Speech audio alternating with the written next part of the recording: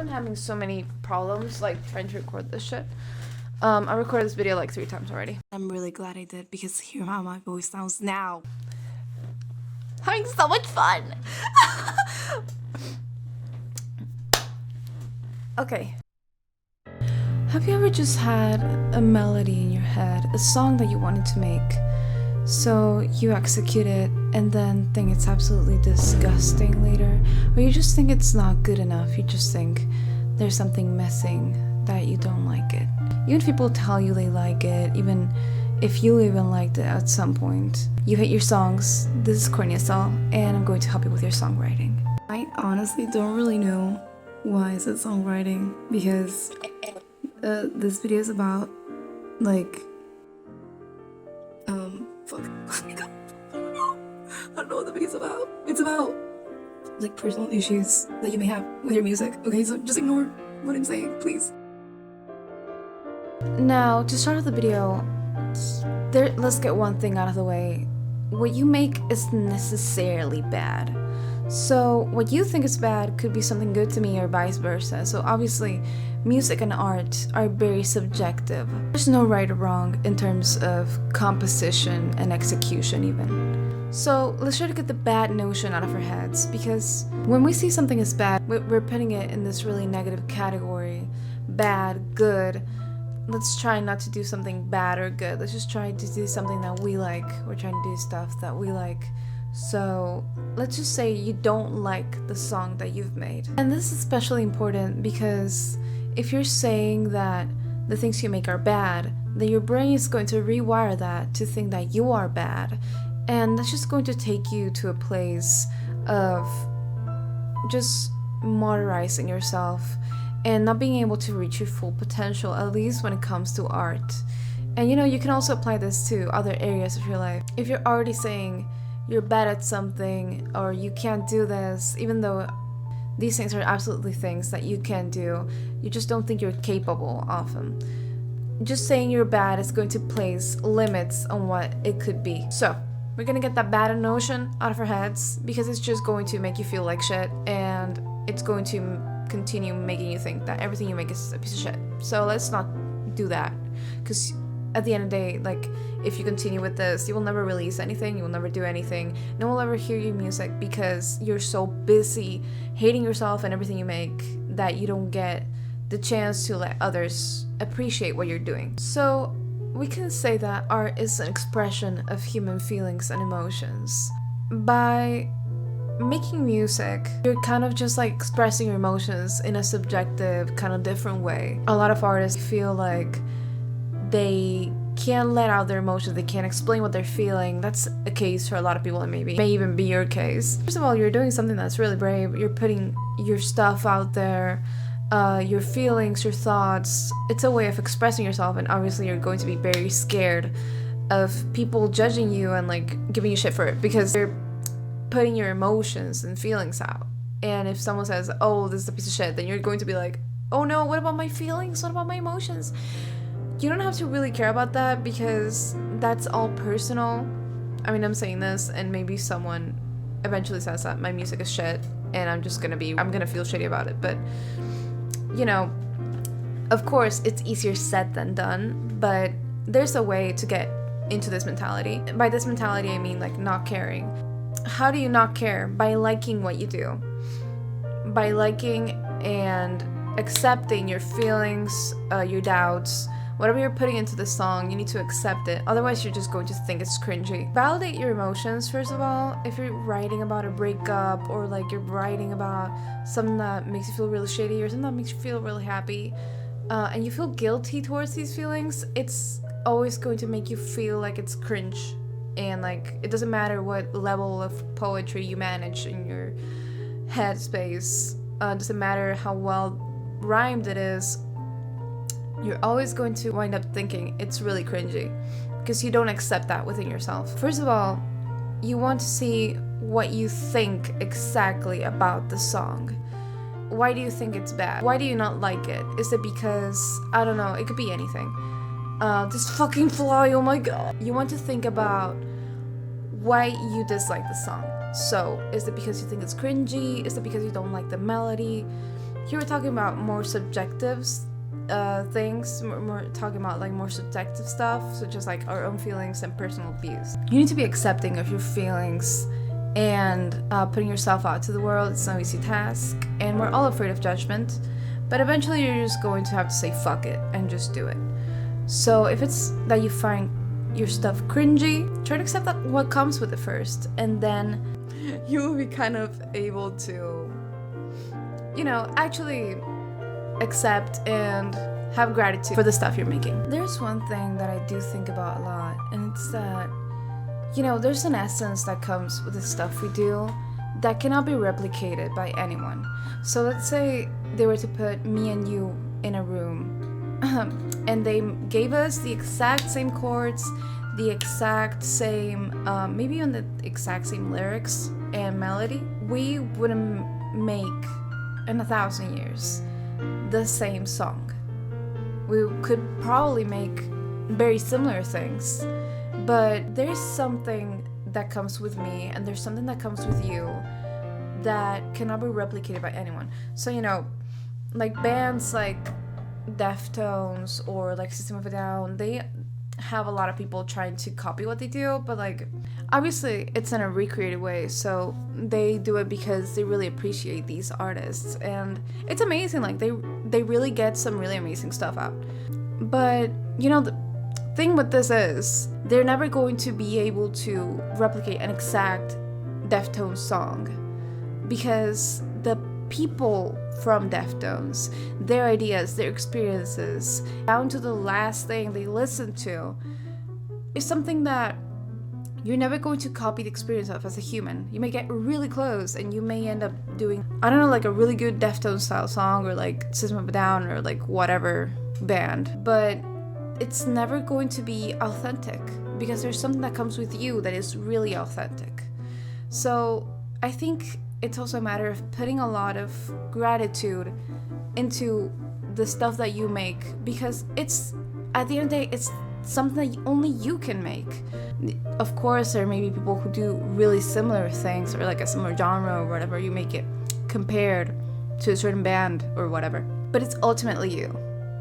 So put some weight into it and really appreciate what you're doing, even if you find it cringy, even if it's not good enough by your standard. There are so many shitty songs on the radio. There's so many songs that sound like they're just a bunch of shit put together to try to make the song of the summer or the song of the year, and they're just made to compel to people and to make people like it. You're doing something by using your emotions and feelings to actually put them out there. That's a really brave thing to do, and you know, there's some way with that, and you should be proud of it. Even if you don't know that much theory, or if you think you need to know more about whatever instrument you're playing or whatever doll you're using, there's something that comes with you, and what you have to do is don't think about it negatively, because you're just going to end up having more setbacks for yourself. Try to think about it positively, like, let's improve upon this. Then again, with feeling cringy about like making a song and then making different like specific lyrics, there also comes something that is not putting everything on the line. So you may feel a specific thing towards what you're talking about in your song, and you may not actually let that out because you're too afraid of judgment, what people may think. Because, I don't know, let's say you're talking about, I don't know, like a heavy subject like depression. You're talking about a time you tried to off yourself, let's say, and you're not putting everything you think about it on there. You're limiting yourself. You're already writing about something heavy. You're already writing about like really intense emotions you felt. Maybe it's even like you fell in love and you got destroyed, or you're still in love and you're so happy, but you're too scared about what others may think, and that you don't fully take the entire potential out of that.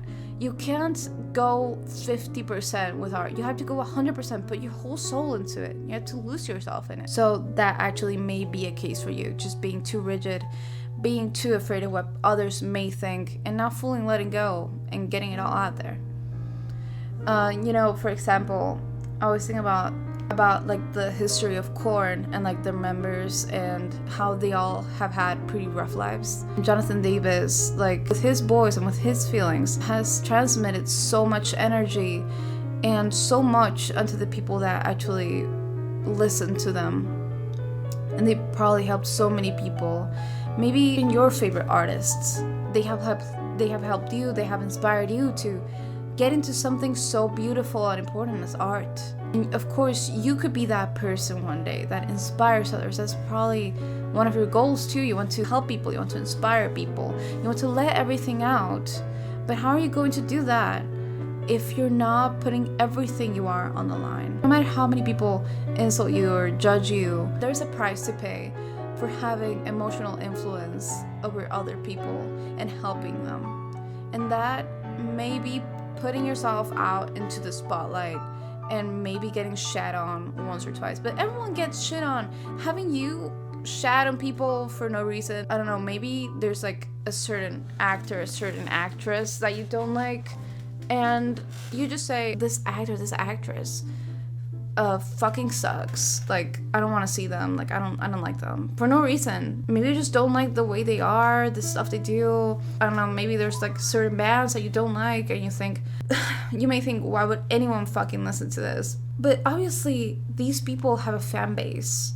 They have a lot of people that like them because, like, if it's an actress or an actor, they still make movies because people like them.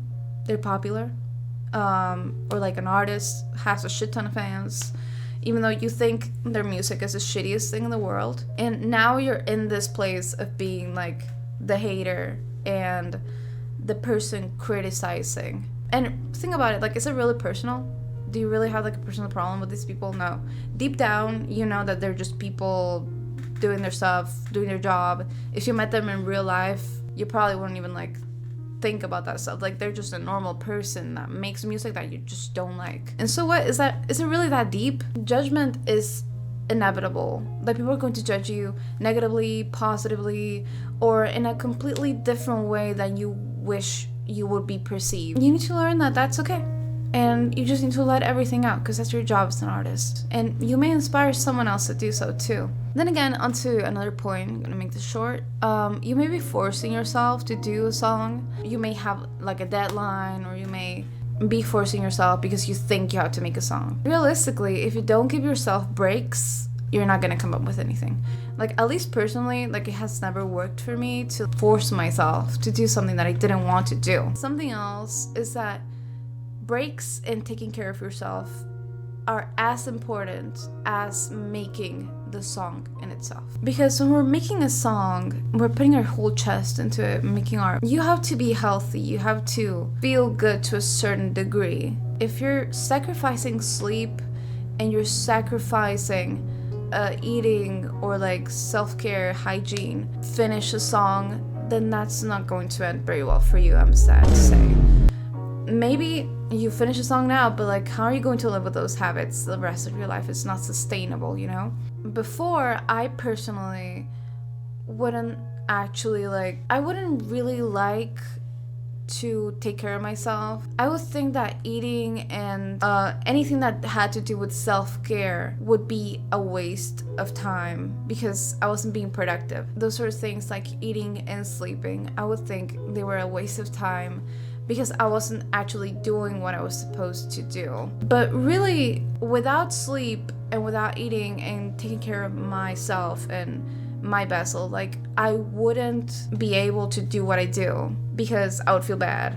And my body wouldn't let me grasp my full potential, even if, like, it comes to something more technical, like actually producing and putting the parts together. Because ultimately, you feel bad.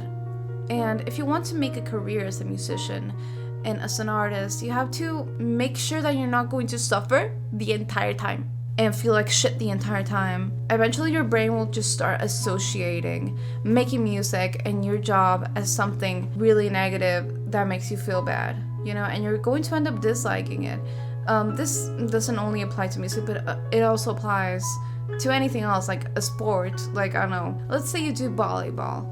So you really like volleyball. One day, you get a coach that is just a piece of shit. They treat you really, really badly. So eventually, you will, deep down, you will still really love volleyball or whatever sport or activity we're talking about. But the criticism and the pain that you have associated with it is so harsh that your brain is not going to want to go there anymore. It's going to boycott you, and it's going to put you into this endless whirlwind of, oh no, I'll do this later, or oh no, I don't feel like it, or I'm tired, or I'm scared. And really, you shouldn't let fear or any of those negative factors influence your decisions. Then again, there's a misconception we usually have in our brains that makes us think we need to do things perfectly, whatever perfect means to you. You may want to do things perfectly, have the perfect vocal take, have the perfect sounds, whatever kind of bullshit you may imagine. And perfectionism is not going to take you anywhere. There is always something that isn't fully to your expectations. I can assure you. There's no such thing as the perfect song. There's no such thing as a perfect anything, really. There's no such thing. I'm actually trying to heal from perfectionism because it really just doesn't take me anywhere. When you're a perfectionist, you're always going to find something not up to standard to what you actually think you want. Let's say you do get to do everything you want to do. You get the perfect sound, you get the perfect vocal takes. I can assure you, you're going to end up finding something wrong with it because you're a perfectionist and your brain will not allow you to think that something is good enough, because to you, good enough is perfection, and perfection doesn't exist. Finally, I kind of want to close it off by making you think of your favorite artist. So whoever, maybe it's a band, maybe it's a soloist, or whatever. So think about them and actually think about how many songs you like of them. And now I want you to think about their entire discography. How many songs do these people actually have? This number will be larger than the first number you said. You will probably not like the whole discography. There are some songs that you think are just okay. Some of them you're going to think, ew. Of course, the ones you like, you're going to love them. There's no such thing as a perfect discography, and there's no such thing as a band without flopped songs, right? You can't expect to make every song a hit. Including this, they should be to your liking, not to anyone else's. These people that actually release songs and they're now your favorite band or have a lot of listeners, or maybe not, they inspire someone, which is you who is watching this video, spending time to figure out how to be a better artist or be happier with what they're doing. They of course had to think about the fact that someone is not going to like a specific song. Do you really think your opinion matters on that? Like, do you think that they would have changed their minds if they found out that one person didn't like it? Of course, that's nonsensical.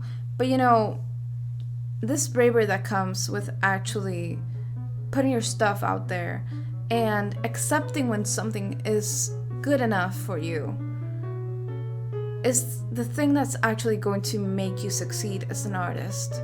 Someone that doesn't give up, someone that puts themselves out there and eventually gets noticed. Because really, what is bigger? Your love for what you do, or the fear that comes with it?